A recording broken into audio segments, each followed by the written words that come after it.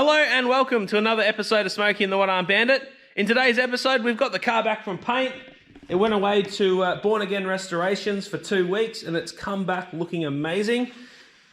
We've painted it this dark grey colour and I think it's come up looking really good. Probably the more telling part though is actually the interior of the car, because that is a huge job. I looked at how much I thought was going to have to go into doing it, and it was a mammoth job to try and get done, and they've done a really good job of it. So we ended up going with this dark metallic because I've noticed it's the colour that a lot of the supercars teams seem to use on the interior of the car. This is a big day for the build because we've been working up to this day for a long time, and now we're at the stage we can actually do final assembly on the car, start putting things in for the last time. Marking things with yellow pen when they're tight, because otherwise I'm going to have no idea. I'm going to have to tighten every single bolt on this car. So if I mark it with yellow, I know it's tight.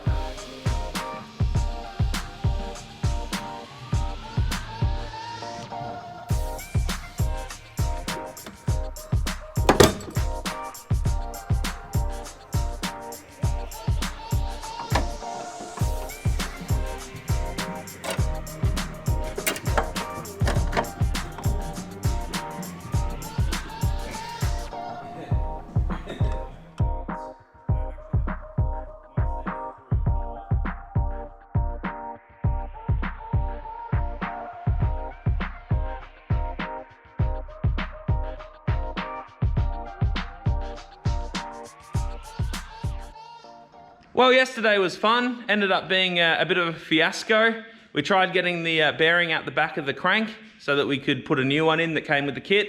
It really did not want to come out the back of the crank. It was pretty much seized in there. Tried a whole bunch of different methods, DIY ones. In the end, I cracked the shits and ended up went and bought the proper tool from Repco. Even that thing struggled to get it out. Unfortunately, one of our DIY methods disturbed the Welsh plug that's in the back of the crank on these LS engines. I've never had that before, but yeah, they've got a Welsh plug in behind the bearing. So that Welsh plug is knackered. I can't get a new one at the moment. So for today, we're not going to focus on the clutch. We're going to focus on a few other bits and pieces. You will probably notice though, I've put together the front of the car so it actually looks like a car. And also I've dumped the motor in the car.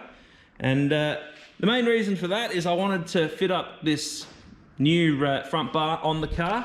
Obviously, Smokey didn't actually come with the front bar, so went out and bought this one from Mars Performance in Victoria. I've got to say, it actually fits pretty well. There's a few little fitment things that I'll need to work on, but you can see just there. But honestly, for a drift car, that's perfectly fine. That's probably better than most drift cars have fitment. One of the things I did notice though is when I put this thing together, I ended up using speed nuts to hold it to the front Rio, and it kind of pulled in both sides of the bar. That ended up creating a high spot just here where it sort of folds up.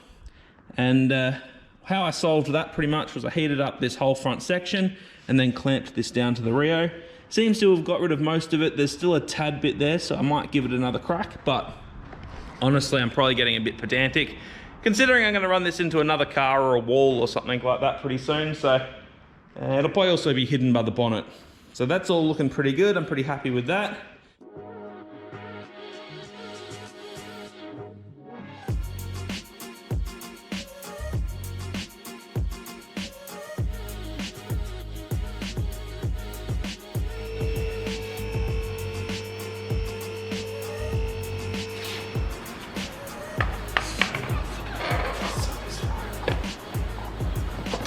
Exactly the right amount of time.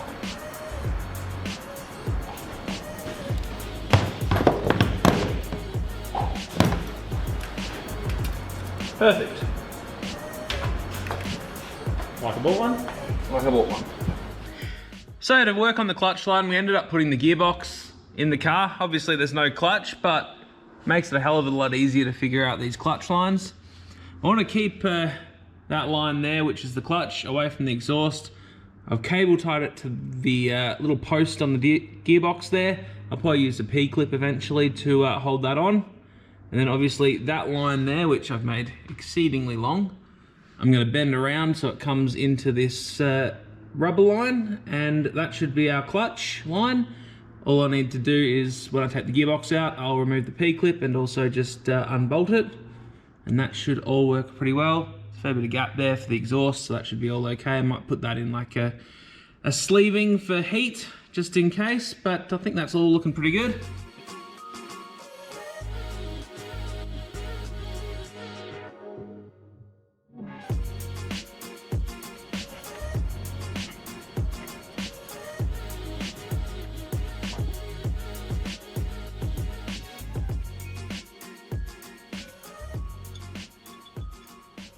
So that's my clutch line done and dusted.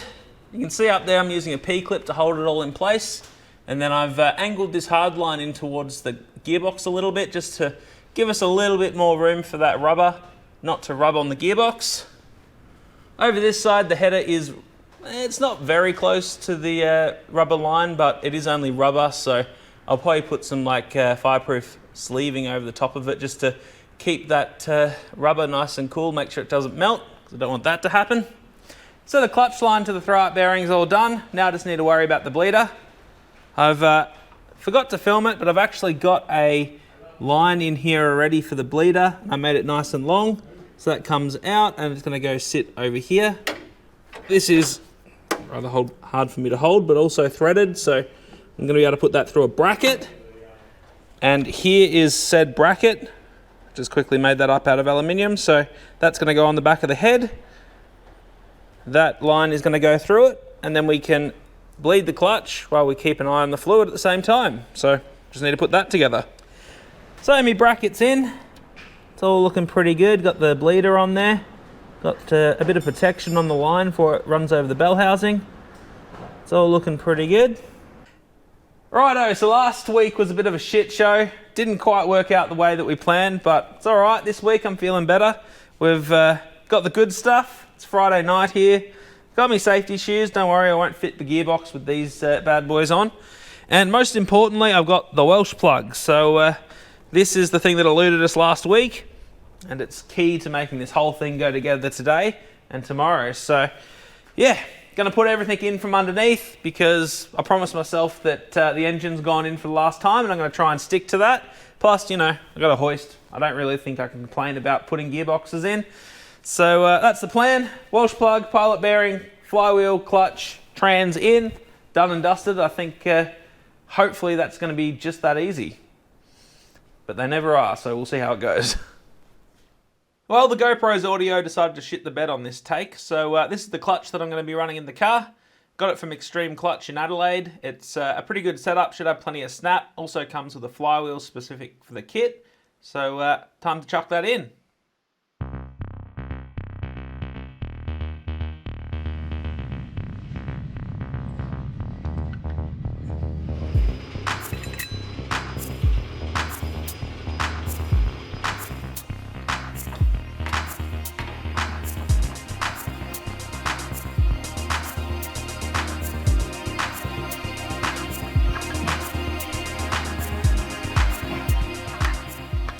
So that's the clutch all in. This little nightmare of trying to get the Welsh plug and the spigot bearing out is all done and dusted, so I'm pretty happy. Now I've got to put that gearbox on over there. Well, with these you put the bell housing on and then you put the gearbox on. And then we will have most of a drivetrain. Well, before the gearbox goes in, I just wanted to check out the shifter. Apparently these things shift, well, basically like a truck at the best of times. So I've got the shifter out the car, cleaned it up, chucked new grease in it. I saw that this bush is pretty hammered. It's where the shifter goes into, so I got a new bush. Hopefully I'm going to be able to glide between gears now. I was very worried for a second then. I thought maybe the bell housing won't go on with the clutch. That was a very scary thought. Oh, dowels too.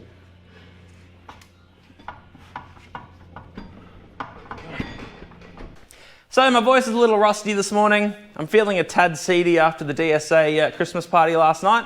Surprisingly good though for what I thought I was going to be. So got this fuel tank to chuck back in the car. It's a pretty light unit actually. Done some little block offs of random vents that they had for emissions. And I got this rubber hose that I'm going to run to a rollover vent. Make sure that fuel isn't pouring on me if I flip this thing. So that gets to go in the car. I get to tick another thing off my list.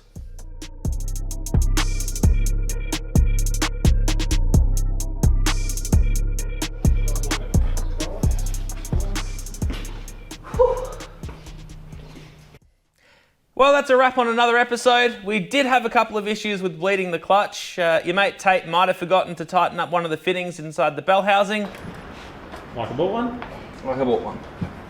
And we may have got brake fluid all over the floor, which wasn't amazing. Andy wasn't terribly happy about having to take the gearbox back out and put it back in, but we got it done. I've got a clutch pedal now, which is good to tick off the list. Obviously, this episode's been a pretty good one.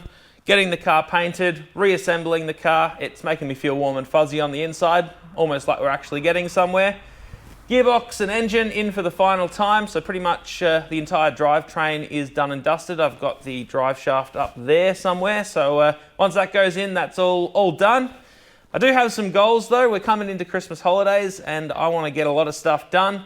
It's the 18th of December at the moment, and I want to have this thing running by the end of the first week of January and driving in some sort of tuned capacity by the end of January. So don't know if that's possible, but you got to have goals if you want to achieve anything, and that's mine. So hopefully a few more of these episodes will be coming out a bit quicker, but I always promise that and it doesn't really end up happening. So I'll see you when I see you on the next episode of Smokey and the One-Armed Bandit. Cheers.